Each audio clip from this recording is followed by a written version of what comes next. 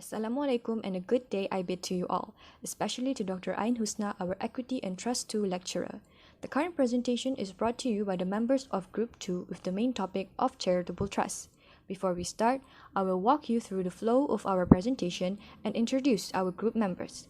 My name is Siti Nuraimi binti Yazila Alais Yusni, and I will initiate the presentation with a short introduction regarding charitable trust.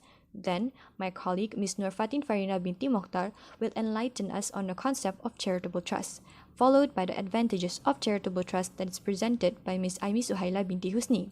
Subsequently, a distinction between charitable trust and non-charitable purpose trust will be examined by Ms. Afifa Nabila binti Muhammad Salahuddin.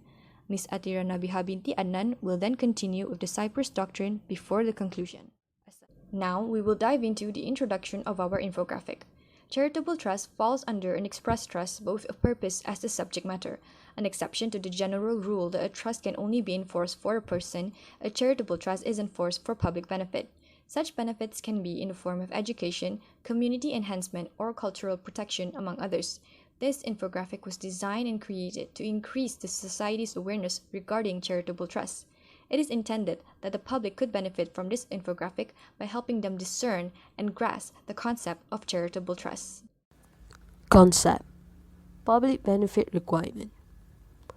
In the case of Re-Alkaf, deceased 1953, it was stated that generally a charitable gift in law must be for the benefit of the whole community or some section of it instead of benefiting a small group or private individuals.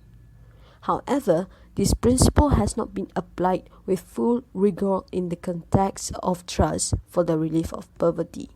Therefore, the requirement of public benefit is mainly to disallow arrangements that provide little contribution to society from enjoying the fiscal advantages which clearly are not intended for their benefit. Public policy considerations. The fact that a gift is for public benefit does not render it a valid charitable gift if the gift offends other public policy requirements. The rule is that when there is a general charitable intention on the part of the testator, the court has an inherent jurisdiction to remove those components of the gift that offend public policy to allow the gift to remain valid. And the intention of the testator will be carried out as a via Cyprus arrangement. To illustrate, in the case of Canada Trust Company and Ontario Human Rights Commission 1990, the recital in the trust referred to only white supremacy of the white race and Christian Protestant religion when a testator created a trust in 1932 providing scholarship at eligible institutions meeting specific criteria that said that institutions must come from white, needy, British percentage and Protestant institutions. These significant prerequisites of selection were physical, mental, and moral qualities of the applicants. Hence, the Court of Appeal held that the gift was void to be a charitable trust as it offended public policy. The gift was premised on notions of racism and religious superiority that contravene principle of contemporary public policy. Nevertheless, the court's inherent jurisdiction can substitute the trust in accordance with the public policy. Next, exclusively charitable. Exclusively charitable means that it must not be possible to apply the trust for non-charitable purposes to constitute a trust to be charitable. For instance, if a will allowed the trustee could choose objects which were benevolent yet not charitable in law, this shows that the purposes were held void. Another example is in the case of Farley and Westminster Limited, where a gift to vicars, a parish priest in the Church of England, and church wardens for parochial work was held not to be wholly and exclusively charitable, as it could include work which is not, strictly speaking, for religious purpose, i.e., bringing the children of parish for a picnic. Heads of charity. Charitable corporations are non-profit corporations that have been created to minister the physical need of the indigent or to advance a particular goal. There are a few examples of charitable corporations in Malaysia. We have SOLS 24/7. It's an award-winning humanitarian organization committed to serve, educate and empower poor and undeserved communities. NETS Awam is a proud feminist organization committed to improving the life of women in Malaysia. We have My Kasih. It's a non-profit organization that provides food aid, health awareness, and financial literacy programs, children's education, and skill training programs to less fortunate Malaysians. We have Agatian Shelters, and also Malaysian Social Research Institute MSRI, which primarily a service delivery NGO working with refugee and asylum seeker communities whose country of origins are those within the Middle Eastern, Central Asian, and African regions, which include Afghanistan, Iraq, Palestine, Syria, Pakistan, Somalia, Sudan, and Yemen.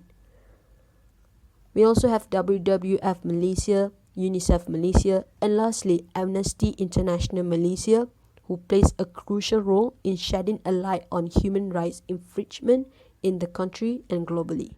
Now, let's move on to the benefits of charitable trust. Firstly, the settlor will still be able to advocate and support their cause of choice even after death. The normal donation requires a person to personally donate, and even if the person sets an automatic donation through their bank account, this donation will stop once they die. Charitable trust, on the other hand, will still allow the settlor to donate even after their death. Besides, the settlor will gain satisfaction and happiness of donating to their cause of choice. Next, the settlor will receive tax deduction such as income tax deduction and even possibly tax exemption. Fourthly, charitable trust can eliminate probate for the beneficiaries. Furthermore, the beneficiaries will receive much needed assistance to help themselves and their cause.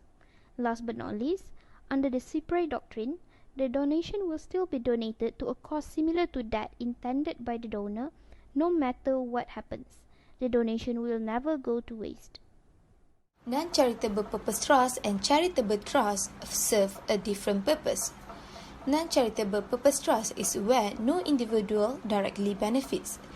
The validity of the trust is for the maintenance of specific animals, tombs, monuments, and holding of property by unincorporated association. The requirements are: the trust must be for the purpose which had been previously upheld by the court within the perpetuity period. The purpose must be reasonably certain and must be someone who can take to the court in instances where there has been non-compliance. In the other hand, charitable trust is a public trust. The purpose of the trust is for the beneficial to the community at large. For example, relief of poverty, advancements of education, health, animal welfare, and human rights. And the requirements of this trust is the human beneficiaries. What happens if charitable trust fails? The court may apply Cyprus doctrine. By this doctrine, a charitable trust which has been proved impossible or impracticable at the initial stage, or becomes impossible or impracticable subsequently, may not fail if the court can apply the property to some other charitable purposes as nearly as possible to the one originally intended. Charitable trust will fail if there is, firstly, initial impossibility, or known as impossible ab initio. The doctrine of Cyprus cannot be applied unless the donor has manifested a paramount charitable intention. This means that the charitable trust will fail from the beginning if there is a lack of charitable intention. Secondly, charitable trust will also fail if there is supervening impossibility, or known as subsequently impossible. This is when an event occurred to make the trust fund had been transferred for charity impossible, or there have been impractical conditions set. There are two conditions to apply the doctrine of Cyprus. Firstly, original purpose must be impossible or impractical to perform. Secondly, donor must have shown a paramount intention to benefit charity, or there is general charitable intent. Thus, We have now known the basis of charitable trust along with additional information such as the Cyprus doctrine and the difference of charitable and non-charitable trust from the presentation of the infographic. With that, it is hoped that the infographic is comprehensible for the general public to understand and be aware of the existence of charitable trust. Furthermore, we pin our hopes on the execution and the practical approach that the public can make as a way to contribute to the society and as a positive response for the general welfare of the public. We now will end the presentation, and I, on behalf of my group members, thank you for lending us your time and attention.